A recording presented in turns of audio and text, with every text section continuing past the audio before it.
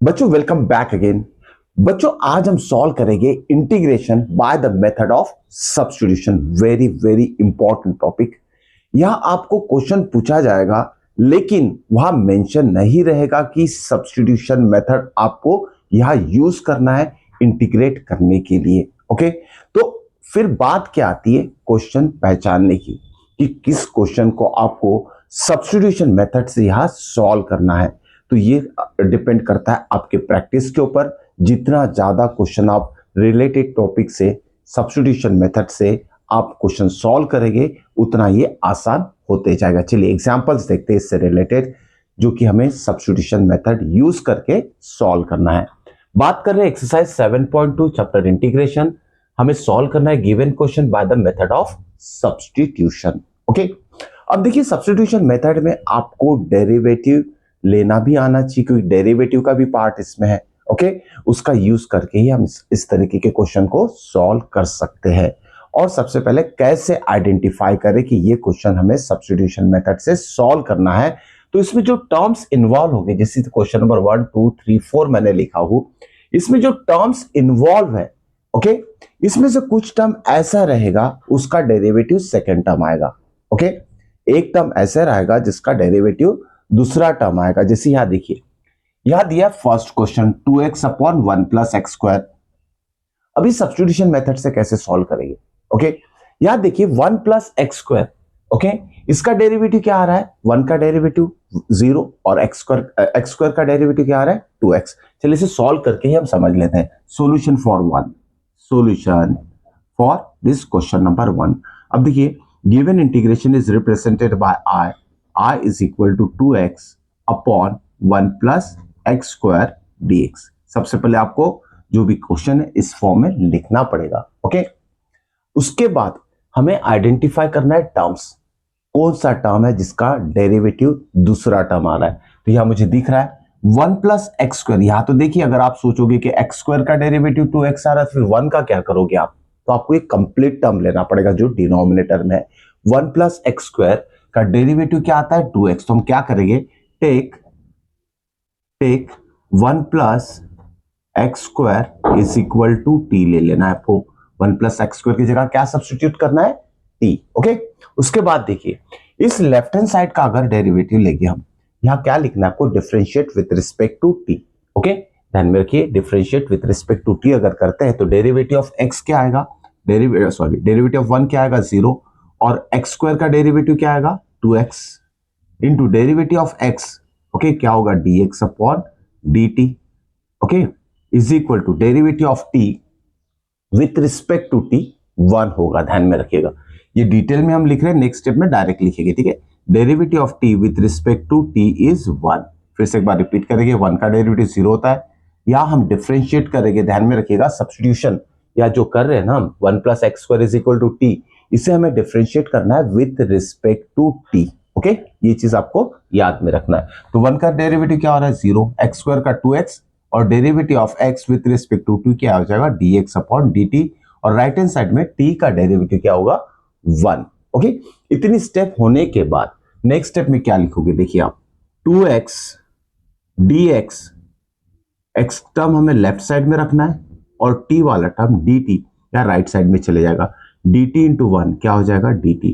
अब यहां देखिए 2x dx की वैल्यू हमें क्या सब्स्टिट्यूट करना है गिवन इंटीग्रेशन में? dt। ओके, यही चीज सबसे इंपॉर्टेंट है, बेसिक लेवल की चीज है, धीरे धीरे आप इसको समझ जाओगे। ठीक है, तो 2x dx is equal to हमें dt सब्स्टिट्यूट करना है। तो हमारा i क्या हो जाएगा? Integration i is equal to 2x into dx क्या हो रहा है? dt। Okay, upon sorry 1 plus x square क्या होगा? टी। डिनोमिनेटर में हमें वैल्यू सब्स्टिट्यूट करना है 1 प्लस एक्स स्क्वायर की टी। इसे हम दूसरे तरीके से भी लिख सकते हैं। देखिए ये तरीका और से याद में रखिएगा, इस फॉर्म में लिखिए या फिर इस फॉर्म में लिखिए, एक ही बात होती है। ओके, अब यहां जो टर्म है वो टी के फॉर्म में आ गया है। इंटीग्रेशन टोटली टी वेरिएबल के फॉर्म में कन्वर्ट हो चुका है। अब यह हम फॉर्मूला अप्लाई कर सकते हैं। गिवन क्वेश्चन एक्स वेरिएबल के फॉर्म में था, जब सब्स्टिट्यूशन किए तो given integration totally T variable के फॉर्म में यहां कन्वर्ट हो चुका है। एक बात ध्यान में रखना है, यहां कोई भी एक्स टर्म अगर आप गलती से लिख लेते हो तो समझ लीजिए कहीं ना कहीं आपने मिस्टेक की है। चलिए अब इंटीग्रेट करते हैं। 1/t इंटीग्रेशन ऑफ 1/t, आपको पता है इंटीग्रेशन ऑफ 1/x dx क्या होता है, log of mod of x, ठीक है, या तो log x लिख लीजिए, ठीक है, log x लिखा तो भी चलेगा। तो इंटीग्रेशन ऑफ 1/t dt क्या होता है, it is log of t, okay, plus c साथ में। नेक्स्ट स्टेप में फाइनल स्टेप लिखना जरूरी है, यहाँ t की वैल्यू रीसब्स्टिट्यूट की जाएगी। t हमने क्या लिया है, 1 + x² = t लिया है, तो यही वैल्यू जब आप इसका इंटीग्रेट कर लोगे फाइनल आंसर आ जाएगा in the form of t। तो इस t की जगह फिर से आपको ओरिजिनल वैल्यू 1 + x² सब्स्टिट्यूट करना पड़ेगा, क्योंकि हमारे पास इंटीग्रेशन जो x के फॉर्म में, तो हमारा आंसर भी x के फॉर्म में ही आना चाहिए। तो t की वैल्यू यहाँ रीसब्स्टिट्यूट करते हैं, तो क्या हो जाएगा यहाँ log ऑफ 1 + x² + c, ये हो जाएगा आपका फाइनल आंसर। ओके, चलिए एक और क्वेश्चन अभी सॉल्व करते हैं, क्वेश्चन नंबर 2। क्वेश्चन नंबर 2 देखते हैं क्या दिया है। चलिए क्वेश्चन नंबर 2 में दिया है log x the whole square upon x। फिर से हम क्या कंसीडर करेंगे, सॉल्यूशन फॉर दिस 2 का सॉल्यूशन है ये। Let i is equal to given term क्या है, गिवन फंक्शन क्या है, log x whole square by x। तो इसे कैसे लिखा जाएगा, in the form of integration of log of x the whole square divided by x and dx। ये टर्म लिखना जरूरी है। ओके, या थोड़ा और आपको अगर इजी तरीके से इसे समझना है तो इसी टर्म को आप दूसरे तरीके से भी रिप्रेजेंट कर सकते हैं। देखिए इसे अगर आप लिख लेते हो log x the whole square into 1/x dx। Okay, ये और भी आसान तरीका हो जाएगा आप बच्चों को समझने के लिए। ओके, अब देखिए बच्चों यहां log x ब्रैकेट के अंदर है, ओके, और log x का डेरिवेटिव क्या आता है 1/x। यहां सब्स्टिट्यूशन क्या किया जाएगा, log x, okay, log x is equal to t, क्योंकि log x का डेरिवेटिव 1/x आ रहा है। क्या लिखेंगे हम यहां, take log x is equal to t, ठीक है, take log x is equal to t। इसके बाद क्या करते हैं हम, differentiate with respect to t। तो डेरिवेटिव ऑफ log x क्या आएगा 1/x, यहां आ जाएगा dx upon dt is equal to t का derivative with respect to t क्या होगा 1। तो ये स्टेप बार बार ना लिखते हुए आपको एक स्टेप सीखना है, डायरेक्टली आपको लिखना है derivative of log x is equal to t with respect to t क्या होगा, सिर्फ आपको ये टर्म लिखना है। ओके, ध्यान में रखिएगा जो मैं लिख रहा हूं, डेरिवेटिव ऑफ log x क्या होगा 1/x dx, और डायरेक्टली आपको dt लिखना है, क्योंकि dx by dt is equal to 1 आएगा, तो dt को ये स्टेप आप डायरेक्टली लिख सकते हैं। फिर से एक बार, log x is equal to t को जब हम डिफरेंशिएट करेंगे तो log x का derivative 1/x dx is equal to dt लिखना है, ये डायरेक्ट स्टेप आपको लिखना है। ओके, उसके बाद सब्स्टिट्यूशन आएगा। देखिए यहां मैंने पहले ही 1/x dx सेपरेट कर चुका हूं, जिसका आंसर हमारा dt आ चुका है, और log x की जगह हमें t सब्स्टिट्यूट करना है। तो इज इक्वल टू क्या होगा, इंटीग्रेशन log x क्या है हमारे पास t लिख दिया, होल स्क्वायर लिख दिया, और 1/x dx की वैल्यू हमारे पास है dt। बहुत आसान सा क्वेश्चन बन चुका है ये, okay, in terms of t। तो हम फॉर्मूला अप्लाई करेंगे, t स्क्वायर का इंटीग्रेशन क्या होता है, x to the power n form apply कीजिए, आंसर आ जाएगा। ठीक है, तो x to the power n का इंटीग्रेशन होता है, ओके, यहाँ t के फॉर्म में हमें आंसर लिखना है, तो ये हो जाएगा t raise to the power 2 + 1 मतलब 3 डिवाइडेड बाय 2 + 1 मतलब 3 प्लस c, और फाइनली आपको t की वैल्यू यहां से रीसब्स्टिट्यूट करना पड़ेगा। t की वैल्यू कितनी है log x, ठीक है, तो आप इसका आंसर लिखिए 1/3 log of x the whole square, क्योंकि यह क्यूब है, ठीक है, the whole cube, okay, plus constant of integration c यहां अप्लाई कर सकते हैं। ठीक है, ये था क्वेश्चन नंबर 2 का सॉल्यूशन। चलिए क्वेश्चन नंबर 3 देखते हैं, उसमें भी सब्स्टिट्यूशन मेथड हमें यूज करना है। क्वेश्चन नंबर 3 क्या दिया है, it's again very very important, ध्यान में रखना है, सब्स्टिट्यूशन कैसे करना है वो ही आपको सीखना है।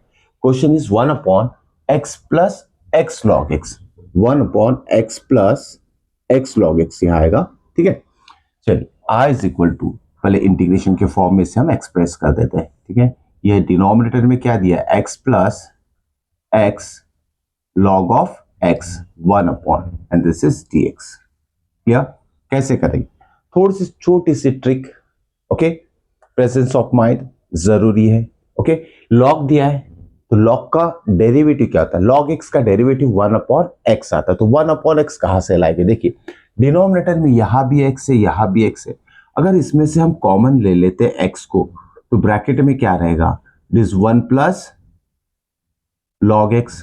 ठीक है, अगर x कॉमन लिया तो इसे हम इस फॉर्म में लिख सकते हैं 1 upon x d x. Clear? ये x फिर से दोनों से मल्टीप्लाई होगा तो वही टर्म आ जाएगा। It's so easy. अब करना क्या है? सब्स्टिट्यूशन। तो क्या करेंगे हम? टेक ये पूरा डिनोमिनेटर 1 प्लस लॉग एक्स, इसकी जगह आप सब्स्टिट्यूट कर दीजिए t is equal to t, 1 plus log x is equal to t substitute कर दीजिए। इसे डिफरेंशिएट कीजिए विथ रिस्पेक्ट टू टी, तो डेरिवेटिव ऑफ 1 कांस्टेंट तो जीरो ही होगा। Okay, plus derivative of log x क्या होगा? 1 अपॉन एक्स, फिर लिखना क्या है? dx और dt लिखना है। ठीक है, क्योंकि लेफ्ट हैंड साइड में क्या आता है? dx बाय dt, t का डेरिवेटिव 1 और dt जो जाएगा 1 से मल्टीप्लाई हो जाएगा। ओके, तो एक स्टेप जो है यहाँ स्किप आप कर सकते हैं। क्लियर? चलो i की वैल्यू हम फाइंड आउट कर लेते हैं। इंटीग्रेशन वैल्यू सब्स्टिट्यूट करेंगे। ये होल ब्रैकेट की वैल्यू क्या है? t, तो यह आ जाएगा 1 by t. Okay, 1 by x d x कितना है हमारे पास? dt, या लिख लेंगे dt। और फॉर्मूला अप्लाई कीजिए इंटीग्रेशन का। इंटीग्रेशन ऑफ 1 अपॉन एक्स क्या होता है? log x। वैसे इंटीग्रेशन ऑफ 1 बाय टी क्या होगा? log t। या लिख लेंगे हम log of t plus c is equal to, t की वैल्यू क्या है? फिर से देखिए, t की वैल्यू है 1 प्लस लॉग एक्स। इसके जगह t की जगह अब लिखेंगे हम 1 प्लस लॉग एक्स। तो हमारा फाइनल आंसर हो जाएगा log of 1 plus log x plus c. This is the final answer. चलिए लास्ट क्वेश्चन सॉल्व कर लेते हैं। It's very very interesting, trigonometry base है। कैसे सब्स्टिट्यूशन यहाँ अप्लाई करेंगे और इसका आंसर हम फाइंड आउट करेंगे, देख लेते हैं। Solution for question number 4। क्या दिया है? Sine x sine of cos x, sine x sine of cos x. Let i is equal to integration sine x into sine of what? Cos of x dx। Okay, सोचना है थोड़ा कि क्या substitution यहां हमें करना है। ओके, अब देखिए बच्चों क्या दिया है? ये cos x जो है इस साइन का एंगल है। ये जो cos x है इस साइन का एंगल है, और यहां जो पहला sin x दिया है ये इनटू में है इस टर्म के साथ में, मतलब sin x into sine of cos x। ये चीज आपको समझना पड़ेगा। अब एंगल जो है cos x, अगर हम यहां cos x की वैल्यू t सब्स्टिट्यूट करते हैं तो क्या हो जाएगा? sin t हो जाएगा। और डेरिवेटिव ऑफ cos x क्या आता है? माइनस sin x, जो कि हमारे पास प्रेजेंट है sin x। तो सब्स्टिट्यूशन क्या करेंगे यहां हम? देखिए, take cos of x is equal to t। ठीक है, इस cos x को हमने t सब्स्टिट्यूट किया क्योंकि cos x का डेरिवेटिव sin x हमें नजर आ रहा है। अगर आपको इस sin x को dx के पास लिखना है तो भी आप लिख सकते हो। कैसे? देखिए, इसको थोड़ा रीअरेंज कर लेते हैं पहले, बाद में सब्स्टिट्यूशन करेंगे। साइन ऑफ cos x पहले लिख दिया मैंने, इनटू ये जो sin x है मैं dx के पास लिख लेता हूं। ठीक है, sin x dx के पास लिख लेता हूं। ठीक है, अब हम क्या करेंगे? सब्स्टिट्यूशन करेंगे। Take cos x is equal to t ले लेते हैं। ठीक है, और डेरिवेटिव ऑफ cos x क्या आएगा? Minus sine x. क्या लिखना है उसके बाद? dx। t का डेरिवेटिव 1 होता है, इसमें इसके नीचे जो dt आएगा वो 1 से मल्टीप्लाई होगा, dt होगा। ये बार बार बताओ रहा, आगे हम इसे डिस्कस नहीं करेंगे। डायरेक्टली हमें क्या लिखना है? Derivative of cos x is minus sine x dx is equal to dt। क्या? चलिए, अब ये माइनस साइन लेफ्ट साइड में है ना, हमारे पास क्या है? ये टर्म है sin x dx, और sin x dx की वैल्यू क्या आएगी? sin x dx is equal to minus sine दे दीजिए dt को। ठीक है, तो sin x dx का आंसर क्या है हमारे पास? माइनस dt, और इस cos x की जगह क्या सब्स्टिट्यूट करना है? t। तो i की वैल्यू क्या हो जाएगी हमारी? देखिए, ये साइन वैसे ही लिखेंगे, एंगल क्या है? cos x, और cos x का क्या सब्स्टिट्यूट किया हमने? t। ये हो जाएगा sin t। sin x dx की वैल्यू क्या है हमारे पास? माइनस dt, ब्रैकेट लिखिए उससे क्योंकि नेगेटिव टर्म है। ये माइनस इंटीग्रेशन के बाहर शिफ्ट कर लीजिए, माइनस ऑफ, अब क्या आ जाएगा इंटीग्रेशन के अंदर, साइन टी डी टी, बहुत आसान टर्म में इंटीग्रेशन कन्वर्ट हो चुका है। अब यह आप इंटीग्रेशन का फॉर्मूला अप्लाई कर सकते हैं। इंटीग्रेशन ऑफ साइन एक्स क्या होता है, integration of sine x is minus cos x होता है, इसलिए इंटीग्रेशन ऑफ साइन टी क्या होगा, minus cos T, okay, plus T, minus into minus क्या हो जाएगा, प्लस कॉस ऑफ टी की वैल्यू रीसब्स्टिट्यूट करना है, टी की वैल्यू क्या है, कॉस एक्स, यहां लिख लेंगे हम cos of x plus constant of integration c. Okay, hope so बच्चों आज के क्वेश्चंस आपको समझ में आ चुके होंगे। आगे के और भी क्वेश्चन नेक्स्ट वीडियो में हम सॉल्व करने वाले, तो देखना मत भूलिएगा। मिलते हैं नेक्स्ट वीडियो में।